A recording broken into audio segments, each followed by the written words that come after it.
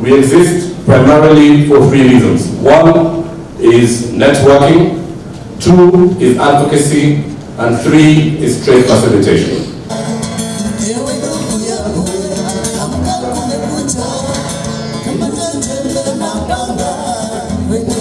We've also worked on our fiscal planning, and we have zoned our city.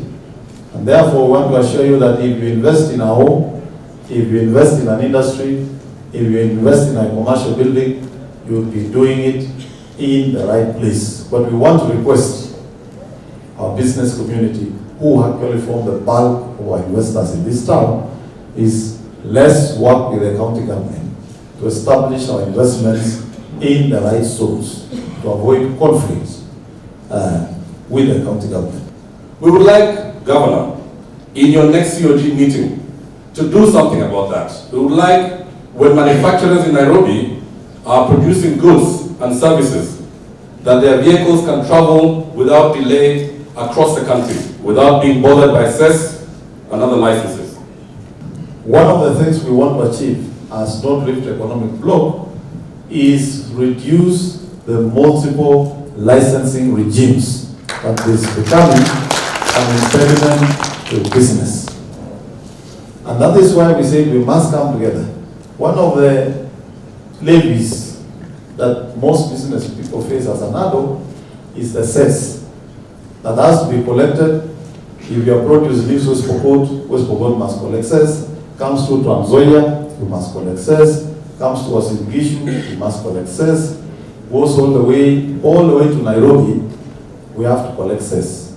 As NOREP, we are already sitting and working on a licensing regime that will be harmonized, so that once you pay cess in any one of the 8 counties, you will not need to pay cess in other county as you move on. I want to urge you to support the government of Uasin Gishu through the leadership of the CEO, His Excellency the Governor, to ensure that at least you pay all your taxes and you pay all your dues in time, so that we can be able to develop this Uasin Gishu County to a level whereby within 2 or 3 years it will not only be a municipality, but it will be a city. Governments have the knock-on effect, because county governments depend on the 15% allocation that they receive, plus some little internally generated resources.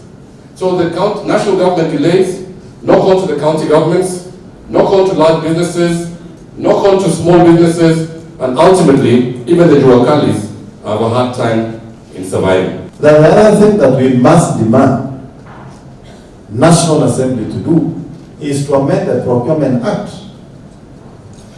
and make sure that for every contract awarded to an international company, 50% of that business must be done by local companies. And I'm saying this after undertaking a serious study and survey of all the projects being undertaken by international companies, where countries who give us loans demand that companies from their country undertake the contracts. I think it must come to an end. We must discuss that business. The economic diplomats must come to play. Because you must leave some money sufficient to stimulate the local economy for us to be able to service the debts. Unless they have an agenda of making sure we are not able to service, so that they can come in. And I must be candid and say, we must be careful with the loans from the friends of this chamber.